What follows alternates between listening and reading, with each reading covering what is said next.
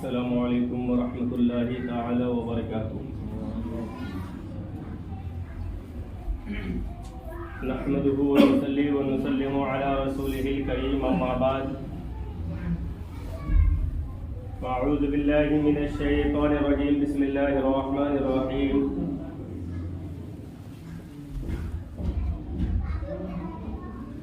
فخرج على قومه في زينته قال الذين يريدون الحياة الدنيا يا ليت لنا مثل ما أوتي قارون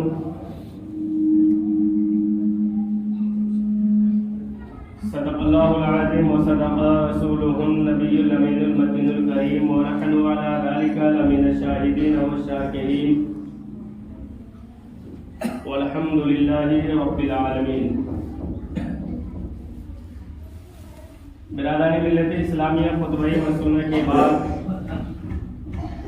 میں نے قرآن مجید و فرقان حمید کی سورہ قصص کی ایک مختصر سی آیت کریمہ تلاوت کی۔ آئیے اس میں کچھ سننے اور سنانے سے پہلے ہم اور آپ مل کر ایک مرتبہ آقا نامدار، مدینے کے تاجدار، دونوں عالم کے مالک و مختار جناب احمد مصطفیٰ محمد مصطفیٰ صلی اللہ تعالی علیہ وسلم کی مقدس بارگاہ میں انتہائی عقیدت و محبت کے ساتھ درود پاک کا نذرانہ پیش کریں۔ پڑھیے بآواز بلند، اللہم صلی علی سیدنا شفیعنا حبیبنا نبینا مولانا محمد بارک وسلم، صلو علیہ صلاۃ و سلام علیک یا رسول اللہ صلی اللہ تعالی علیہ وسلم۔ برادران ملت اسلامیہ،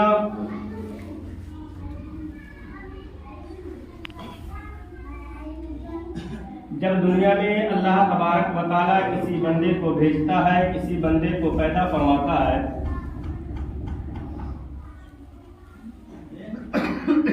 تو قرآن کریم میں اللہ تبارک و تعالیٰ نے متعدد جگہوں پر ارشاد فرمایا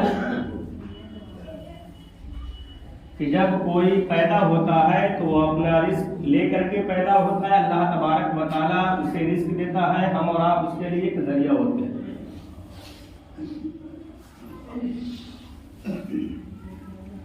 جیسے ہم اگر چاہیں اپنی محنت اپنی طاقت سے تو ہم 1 روپیہ بھی نہیں کما سکتے ہیں، یا کسی کو 1 روپے کی مدد بھی نہیں کر سکتے ہیں۔ اگر ایسا ہوتا تو برادران ملت اسلامیہ کی دنیا میں کوئی بھی انسان غریب نہیں ہوتا، کوئی بھی محتاج نہیں ہوتا، کوئی بھی فقیر نہیں ہوتا۔ اگر عقل سے ہو یا محنت سے ہو یا طاقت سے ہو، اگر روپیہ انسان کما لیتا تو ہر انسان محنت کر لیتا، روپیہ کما کر کے وہ مالدار بن جاتا، غریب ہوتا ہی نہیں۔ اگر عقل کی بنیاد پر ہی اگر دولت مل جاتی، پیسے مل جاتا، تو آج دنیا کے اندر کوئی بھی بیوقوف انسان زندہ نہیں ہوتا، اس لیے کہ وہ بھوکے ہی مر جاتا، کیونکہ عقل کی بنیاد پر دولت نہیں ملتی۔ اللہ تبارک و تعالیٰ جس کے ساتھ فضل کا معاملہ فرمائے، جس سے راضی ہو جائے، اللہ جس پر مہربان ہو جائے، اب چاہے وہ انسان عقل والا ہو یا بے وقوف ہو یا طاقت والا ہو یا کمزور ہو، وہ دنیا کا مالک و مختار بن جاتا ہے، دنیا کا دولت مند بن جاتا ہے، دنیا میں بھی وہ اچھائی کے ساتھ زندگی گزارتا ہے اور آخرت میں بھی اچھائی کے ساتھ گزارے۔ جب ایک بچہ پیدا ہوتا ہے تو بچے کے ماں کے چھاتی میں کوئی انسان دودھ کو پیدا نہیں کرتا ہے، یا ماں اپنے بل بوتے پہ اپنے چھاتی کے اندر اپنے بچے کے لیے دودھ کو پیدا نہیں کر سکتی ہے، وہ جب تک کہ اللہ نہ چاہے۔ اگر ایسا ہوتا تو آپ نے دیکھا ہوگا کہ کسی کے بچے کی پیدائش کے بعد بہت ساری عورتیں باہر کے دودھ اپنے بچوں کو پلاتی ہیں، اس وجہ سے کہ اسے دودھ نہیں ہوتا، اور کچھ عورتوں کو اتنا زیادہ دودھ ہوتا ہے کہ اسے باہر کے دودھ اپنے بچوں کو پلانے کی کبھی ضرورت ہی محسوس نہیں ہوتی۔ تو یہ اللہ کا نظام قدرت ہے. یہ ہم اور آپ کسی کے لیے کوئی چیز پیدا نہیں کر سکتے ہیں. وہ ماں اپنے بچوں کے لیے خود سے وہ دودھ کو پیدا نہیں کر سکتی ہے. ماں تو ایک ذریعہ ہے. دودھ دینے والی ذات اللہ تبارک و تعالی کی. ہم اور آپ کسی کے لیے بھی ہو یا کسی بھی چیز کے لیے ہو, اللہ نے ہمیں اور آپ کو صرف ایک ذریعہ بنایا ہے. دینے والی ذات اللہ تبارک و تعالی کی. چاہے وہ ہم اپنے بچوں کی پرورش کریں, چاہے ہم کسی غریب کی مدد کریں, چاہے کسی یتیم کے سر پہ ہاتھ رکھ دیں یا کسی نیک کام میں ہم حصہ لیں, ہم چاہ کر کے نہیں لیتے. اللہ جسے توفیق دیتا ہے وہی انسان یہ کام کرتا ہے. اللہ جس سے راضی ہوتا ہے, جس سے محبت کرتا ہے. دنیا میں آپ نے دیکھا ہوگا, ہم اور آپ بارہا مشاہدہ کرتے ہیں, دیکھتے ہیں کہ ایک ماں سے پیدا ہونے والا لڑکا بھی اگر ایک خون کا بھائی ہو, سگا بھائی بھی, آپ نے دیکھا ہوگا سگا بھائی تو دور کی بات ہے, ماں بیٹے کا رشتہ بھی اگر ہو, اگر ماں باپ اپنے اولاد سے راضی نہیں ہو, اس سے اولاد سے اگر ناراض ہے, ماں باپ خفا ہے, تو آپ نے دیکھا ہوگا کہ اولاد سے اگر ماں باپ راضی نہیں ہے, اولاد اگر پردیس سے آئے کوئی چیز لے کر کے اپنے ماں باپ کے پاس جائے, تو آپ نے دیکھا ہوگا کہ وہ ماں باپ اس اولاد کے لائے ہوئے تحفے کو اس لیے نہیں دیتی ہے کہ ہم تم سے محبت نہیں کرتے, ہم تم سے راضی نہیں ہے, تو نے مجھے بہت تکلیف دیا. لیتا ہے کوئی انسان؟ اگر عید کے موقع سے اگر کوئی اولاد اپنے ماں باپ کو سال بھر بات نہیں کرے, دھیان نہیں دے, عید کا موقع ہے 1000 روپے اگر آپ عیدی دینے کے لیے جائے, تو آپ کے ماں باپ آپ سے عیدی وہ لینا گوارا نہیں کریں گے. اس لیے نہیں کہ ہم تم سے راضی نہیں ہیں, تو نے مجھے بہت تکلیف دیا ہے, میری باتوں کو نہیں مانا ہے. سگا بھائی بھی اگر نا اتفاقی ہو, اگر کوئی مٹھائی بھی دینے جائے, تو انسان گھر سے واپس اس لیے کر دیتا ہے کہ میرا اس سے محبت نہیں ہے, اس سے بات چیت نہیں ہے, میں اس کا مٹھائی لے کر کے کیا کروں گا. اگرچہ وہ سگا بھائی خون سے پیدا کیا گیا ہے, محبت نہیں ہے تو ساری چیز ہمارے لیے بیکار ہے. اصل چیز کیا ہے کہ محبت ہونا چاہیے دل میں, انسان کے لیے جگہ ہونی چاہیے. اگر محبت ہے, اگر مٹی بھی دے دے انسان, تو انسان اسے خوشی کے ساتھ قبول کر لیتا. ٹھیک اسی طریقے سے برادران ملت اسلامیہ, اللہ تبارک و تعالی بھی اپنے بندوں کا, چاہے وہ عبادتوں میں ہو, چاہے وہ معاملات میں ہو, آپ معاشرے کے اندر نگاہ اٹھا کر کے دیکھیں, بہت سارے ہٹے کٹے نوجوان بھی آج مسجدوں سے دور آتے ہیں اس لیے کہ اسے سجدوں کی توفیق ہی نہیں ملتی ہے. اس ٹھنڈ میں بھی 60 سال کے بوڑھے آ کر کے اللہ کی بارگاہ میں اپنے سر کو جھکاتے ہیں. یہ اس بات کی دلیل ہے کہ اللہ کے گھر میں انسان خود سے نہیں جا سکتا ہے, جبکہ اللہ اسے اپنے در پہ نہیں بلایا. بہت سارے ایسے ہیں جو ہم ایسی گھوم لیتے ہیں, طاقت ہے, بدن میں بھی جان ہے, لیکن ہمیں سجدے کی توفیق نہیں ملتی ہے. اب بہت سارے ایسے ہیں جسے کھڑا ہونے کی بھی طاقت نہیں ہے, وہ بیٹھ کر کے بھی اللہ کی بارگاہ میں اپنے سر کو جھکاتا. تو یہ توفیق کی بات ہے. اللہ جسے راضی ہوتا ہے نا, اپنے در کو اسے بلاتا ہے. شادی میں شادی کی کارڈ دعوت کی اسی گھر پہ پہنچتی ہے جسے گھر میں بلانا مقصود ہو. اگر بلانا منظور نہیں تو اس کے انسان دعوت ہی نہیں بھیجتا, کیونکہ میرا اس سے نہ اتفاقی ہے, میں اس سے محبت نہیں کرتا ہوں. اسی طریقے سے چاہے وہ عبادت میں ہو یا معاملات میں ہو, آپ نے بہت سارے غریبوں کو بھی دیکھا ہوگا, بہت سارے امیروں کو بھی دیکھا ہوگا کہ جب اللہ کے لیے کی بات آ جائے, اللہ کے امداد کے لیے آ جائے, تو غریب ہو یا امیر, بہت سارے ایسے ہیں جو ساری کی ساری چیزیں اللہ کی راہ میں قربان کرنے کے لیے وہ تیار ہو جاتے ہیں. اور بہت سارے ایسے ہیں جو انسان پیچھے ہٹتا ہے, کتراتا ہے. تو یاد رکھیں برادران ملت اسلامیہ, اللہ نے اسے توفیق ہی نہیں دی. اللہ اس سے راضی نہیں ہے. اللہ کو ایسے مال کی ضرورت نہیں ہے, اللہ کو ایسے بندوں کی مال کی ضرورت نہیں ہے. اللہ جسے محبت نہیں کرتا, اس لیے کہ اللہ اسی بندوں سے چاہے عبادت ہو یا معاملات ہو، اچھائی کا کام اسی بندے سے لیتا ہے اللہ جس بندے سے راضی ہوتا ہے۔ برادران ملت اسلامیہ، آج ہوتا کیا ہے؟ ہم سوچتے ہیں کہ ہم اپنی محنت سے کمائے ہیں، یہ ہماری محنت، ہم کہتے ہیں نا ہم نے رات دن ایک کر کے یہ دولت اکٹھی کی ہے، ہم نے اپنی محنت سے کمایا۔ یہ غلط ہے، کوئی انسان محنت سے نہیں۔ شیخ سعدی نے کہا تھا جو اپنے وقت کے بہت بڑے اللہ والے بھی اور عالم بھی گزرے ہیں، جن کی کتابیں آج بھی ہر مدرسوں میں پڑھائی جاتی ہیں۔ حضرت شیخ سعدی نے اس وقت کہا تھا، آج سے 800 سال پہلے، کہ اگر دولت محنت سے حاصل ہو جاتی تو سعدی بھی صبح سے لے کے شام تک محنت کرتا اور صرف محنت ہی نہیں، محنت کر کے وہ آسمان پر بھی چلنے کے لیے جانا پڑتا تو محنت سے چلا جاتا، اور سعدی بھی اپنے وقت کا بہت بڑا مالدار تھا۔ لیکن چونکہ محنت سے دولت نہیں ملا کرتی، عقل سے بھی نہیں ملتی ہے۔ یہ کوئی ہم سوچ لے کہ ہمارے پاس عقل ہے تو ہم مالدار ہیں، عقل ہے تو ہمیں اتنی دولتیں مل رہی ہیں، نہیں۔ اگر ایسی بات ہوتی تو آج بہت سارے بیوقوف جنہیں صحیح طریقے سے حساب بھی نہیں آتا ہو، ان کے پاس پیسوں کا انبار ہوتا ہے، پیسوں کا انبار ہوتا ہے، لیکن صحیح طریقے سے لکھنا بھی نہیں آتا ہو۔ اور برادران ملت اسلامیہ، یہ ساری کی ساری چیزیں صرف یہی نہیں بلکہ جتنی بھی چیزیں ہیں وہ اللہ کے فضل سے ملتی ہیں۔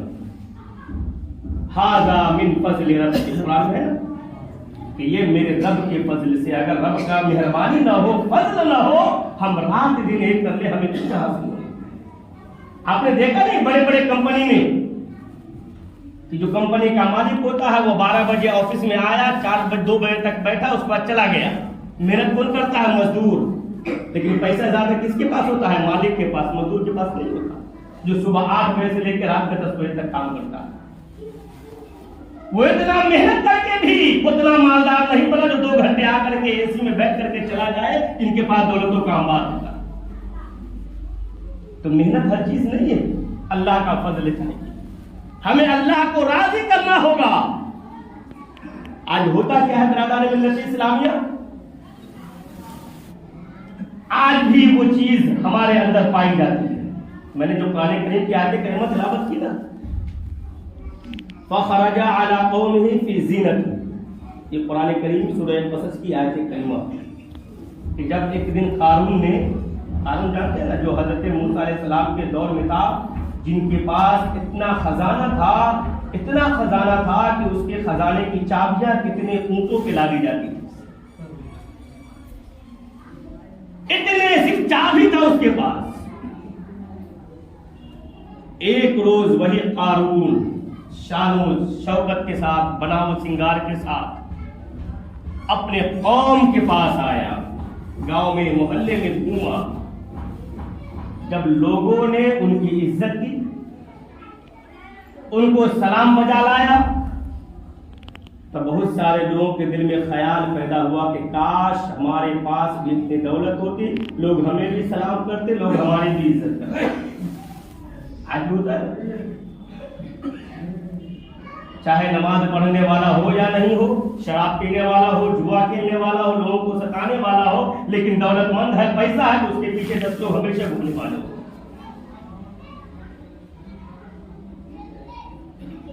ان کو لوگ عزت سے بیٹھائیں گے۔ ایک غریب چاہے کتنا ہی اخلاق والا ہو، انسان اسے ہمیشہ اپنے سے دور رکھتا۔ اخلاق کا معیار بھی ہمارے اندر آج یہ ہو گیا ہے، چاہے مشورہ ہو یا اخلاق ہو، ہم یہ سمجھتے ہیں کہ پیسہ ہے تو ہی سب کچھ۔ یہ حسد ہے، آج بھی ہوتا ہے، کسی کے اندر اگر اچھائی دیکھ لے، پیسہ دیکھ لے، عروج دیکھ لے، بلندی دیکھ لے، انسان اس سے جلنا شروع کر دیتا کہ کاش ہمارے پاس بھی اتنی دولتیں آ جاتی، ہمارے پاس بھی اتنا پیسہ ہو جاتا۔ لیکن وہیں پہ ہم اگر کوئی انسان اچھائی میں اگر 50,000 خرچ کر رہا ہو تو کبھی ہم دل میں یہ نہیں سوچتے کہ ہم بھی 50,000 روپیہ خرچ کرتے ہیں، بس ہمیں اتنی دولت مل جائے، وہ بلندی پہ جا رہا ہے وہ غریب بن جائے، کبھی کبھی کسی کی بلندی بھی ہمیں دیکھنا گوارا نہیں ہوتا، ہم چڑ جاتے ہیں، اس حسد کرنے لگتے ہیں، تو حسد کرتے ہیں کہ جن کے لیے کر رہے ہیں ان کا کچھ نہیں ہوتا، بلکہ حسد کرنے والے خود تباہ و برباد ہو جاتے ہیں۔ لوگوں نے کہا کاش یا لیت لنا مثل ما اوتی قارون، لوگوں نے کہا کاش ہمارے پاس بھی قارون جیسا دولت ہو جاتا، لیکن انہی میں سے کچھ لوگ تھے جن کو اللہ نے علم سے نوازا تھا، جن کے اندر اللہ کا خوف تھا، اللہ کا ڈر تھا۔ اسی آیت کریمہ میں آگے اللہ ارشاد فرماتا ہے قال الذی عنده علم من الکتاب، کہ اللہ نے جن کو کتاب کا علم دیا تھا، جو عالم تھے، جو پڑھے لکھے لوگ تھے، جن کے اندر اللہ کا خوف تھا، انہوں نے کیا کہا کہ ہمیں یہ دولت نہیں چاہیے، ہم یہ اللہ پہ ایمان لے آئے، اللہ پہ ایمان لانے کے بعد اللہ ہمیں دنیا میں تو دور کی بات ہے، آخرت میں اللہ ایسی دولت دے گا کہ دنیا کی دولت اس کے سامنے کچھ بھی نہیں ہوگی۔ قال الذی عنده علم من الکتاب، کہ انہی میں سے جو علم کتاب جاننے والے تھے، جو پڑھے لکھے لوگ، جن کے اندر اللہ کا خوف تھا، آخرت کا ڈر تھا، انہوں نے کہا ہمیں ایسی دولت نہیں چاہیے، ہمیں تو آخرت میں ثواب چاہیے جو ہمیں آخرت میں فائدہ دے۔ جب وہی قارون کے پاس حضرت موسیٰ علیہ السلام جو اس وقت اللہ کے نبی تھے، رسول تھے، اس قوم کے لیے گئے، کہا کہ تمہارے اوپر مال کی زکات نکالنا فرض ہے، تمہارے پاس جتنے بھی مال ہے تمہیں نکالنا ہوگا۔ اس نے تو پہلے اقرار کر لیا کہ ٹھیک ہے، گھر میں گیا، جب حساب لگایا اس نے اپنے مال کے زکات نکالنا تھا تو دیکھا کہ میرا بہت سارا مال نہیں نکل رہا ہے، دل میں فطور پیدا ہو گیا اور آ کر کے کہا کہ اے موسیٰ علیہ السلام، میں اتنی زکات نہیں نکالوں گا کیونکہ میں نے یہ مال اپنی محنت سے کمایا، یہ مال ہم نے اپنی محنت سے کمائی ہے، میں نے راتوں دن ایک کر کے کمایا ہے، میں نہیں نکالوں گا اتنا مال۔ اب کہہ کر کے چلا گیا، سوچا اب ایسے ہمیں چھٹکارا نہیں ملے گی۔ اب اس نے ایک بدکار عورت کو کچھ پیسے رشوت دے کر کے یہ سکھا دیا کہ تم حضرت موسیٰ علیہ السلام پر زنا کا الزام لگا دینا، کل بھرے مجمع میں یہ سوچ کر کے کہ جب حضرت موسیٰ علیہ السلام پر زنا کا الزام لگ جائے گا تو میں زکات دینے سے بچ جاؤں گا۔ بدنام کرنے کی کوشش کیا۔ جب دوسرے دن مجمع لگا، وہ عورت آئی، وہ قارون سے جب سوال کیا حضرت موسیٰ علیہ السلام نے کہ تم زکات نکالو، تو جانتے ہیں قارون نے کیا کہا کہ تم غلط آدمی ہو، تمہارے عادت اچھے نہیں ہے، میں نہیں دوں گا۔ آج بھی ہوتا ہے جو انسان محنت کرے اللہ اس کے رسول کے لیے، اس پہ الزام لگانے والوں کی کمی نہیں ہوتی، اللہ کے رسول پہ بھی الزام لگایا گیا۔ لیکن یاد رکھے جو اللہ اس کے رسول کے لیے اگر کام کر رہا ہو، دین کے لیے اگر کام کر رہا ہو، تو دنیا والے لاکھ چاہے ان کا کچھ نہیں بگاڑ سکتے ہیں، لیکن بگاڑنے والے کا خود دنیا بھی بگڑ جائے گا، چہرہ بھی بدل جائے گا اور آخرت بھی تباہ برباد ہو جائے گا۔ ہوا قارون کا، جب عورت آئی قارون نے کہا کہو، تم اپنا الزام ثابت کرو۔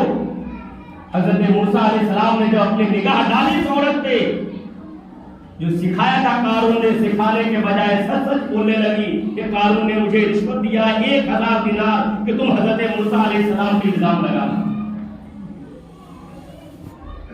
اتنا کہنا تھا کہ حضرت موسیٰ علیہ السلام نے اللہ کی بارگاہ میں ہاتھ اٹھایا کہ اے اللہ، اگر میں تیرا سچا رسول ہوں تو اس الزام لگانے والے قارون کے ساتھ تو بہتر معاملہ کروا۔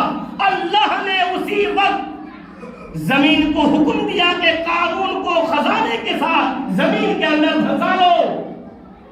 اسی وقت قارون اپنے پورے خزانے کے ساتھ زمین میں دھسنا شروع ہو گیا.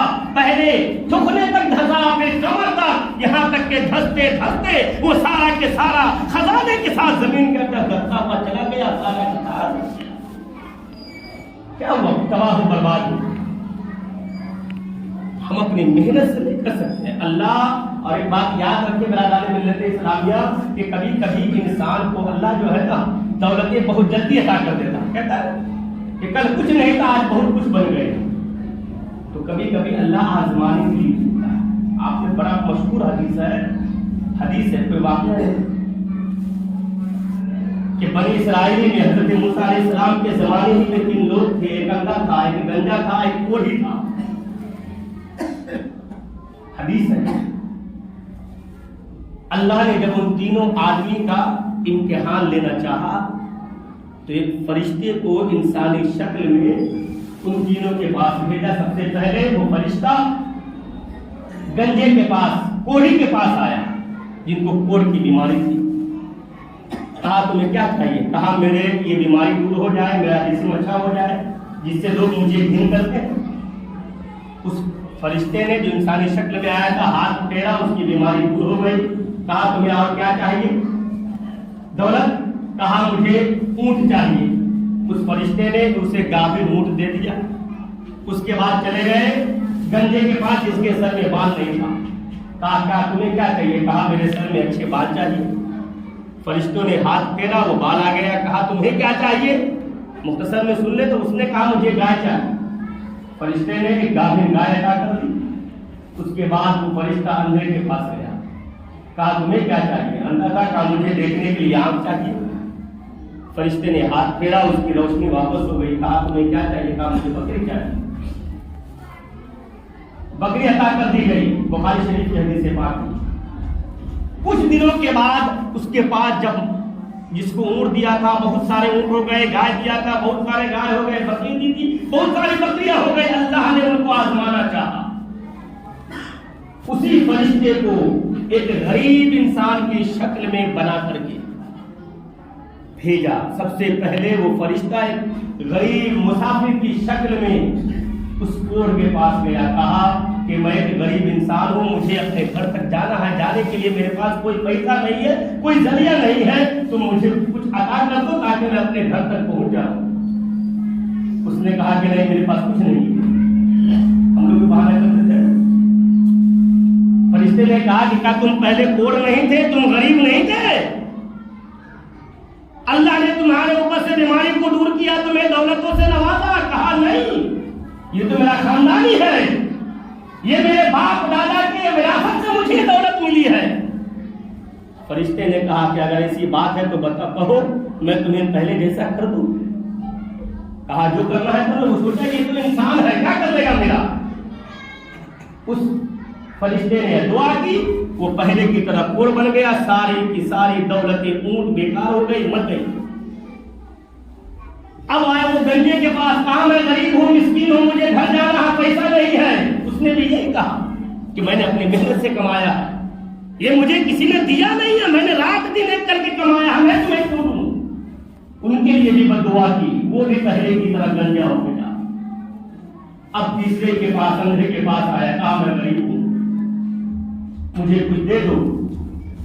تو اس اندھے نے کہا کہ آپ یہ میری بکریاں ہیں, تمہیں جتنا چاہیے اتنا لے لو, کیونکہ میں پہلے اندھا تھا, اللہ نے مجھے روشنی دی.